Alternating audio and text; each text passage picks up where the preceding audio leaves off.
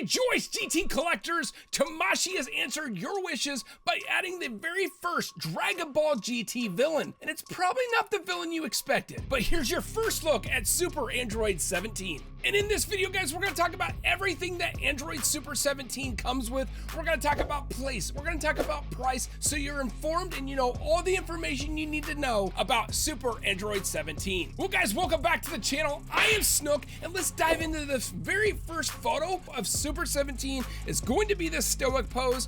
It looks fantastic despite what you think about Dragon Ball GT. If you're not interested, if you liked it, if you disliked it, if you've never seen it, the one thing you cannot do is deny how beautiful this figure looks. It is exactly from the GT anime, and really the designs from GT were really nice when it came to character design and really uniqueness.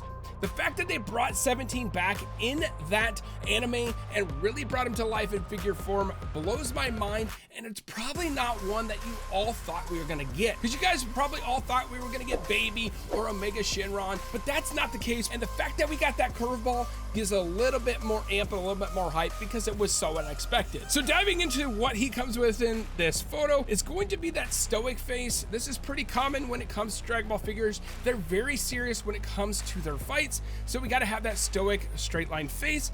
And one thing around the face that kind of worries me a little bit, I just want to point this out. It's not so much a negative, but I want to point it out because it's probably something you are thinking right now, and it's these bangs, guys. These bangs are very thin, looks like to maybe break, and that's when I'm wondering how pliable these bangs connected to his head will be. That's my main concern when it comes to his face and his head mold. But other than that, looks really awesome. But moving down, taking a look at everything else he comes with two fists. Pretty standard, nothing surprising here, but the colors, guys, let's clean this up. Let's look at the colors.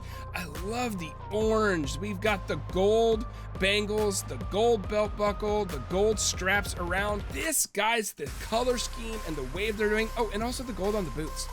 Really, really pretty, really nice, well put together, and the detail on the ripped jeans. Guys, the detail in this one is going really, really hard.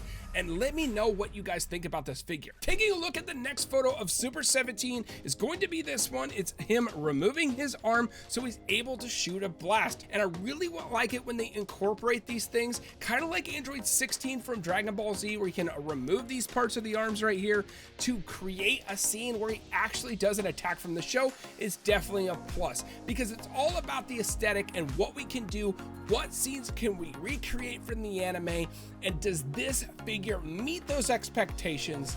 Because if they don't, what's the point? So let's go ahead and clean that up. Of course, we see that we can remove the arm.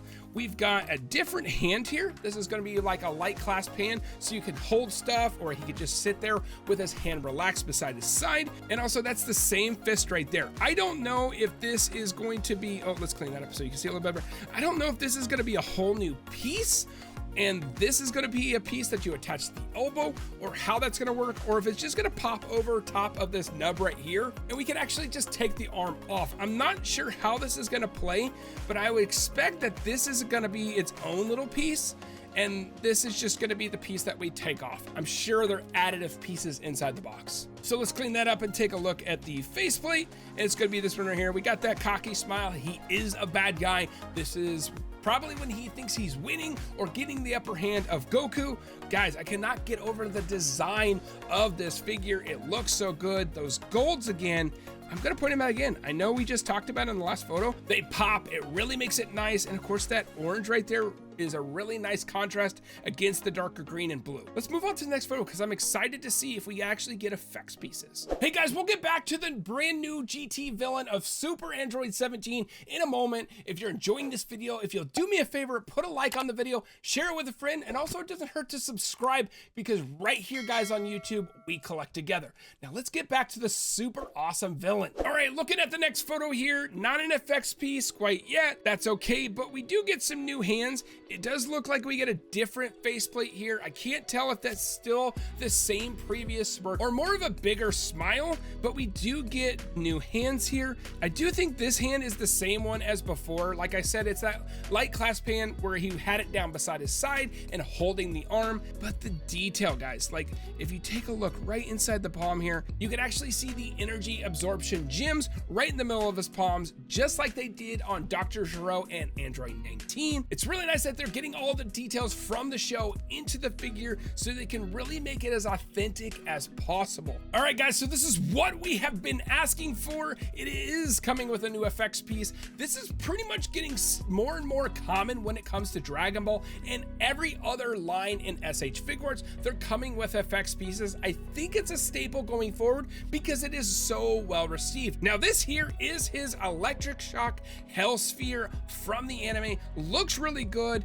That piece right there is translucent. We got an energy ball thing going on inside. I think it's one solid piece. Outside of that, guys, we do have right there, we do have open palm hands for him to shoot it. I'm assuming there's going to be pegs on either or both hands so you can attach it together. I'm sure it's probably only attached to one hand at a time rather than both. It's just easier to maneuver that way. Attach it to one hand, butt it up next to another one. You've got him shooting his energy blast. And the other thing, guys, is we got that new faceplate. We got a yelling faceplate.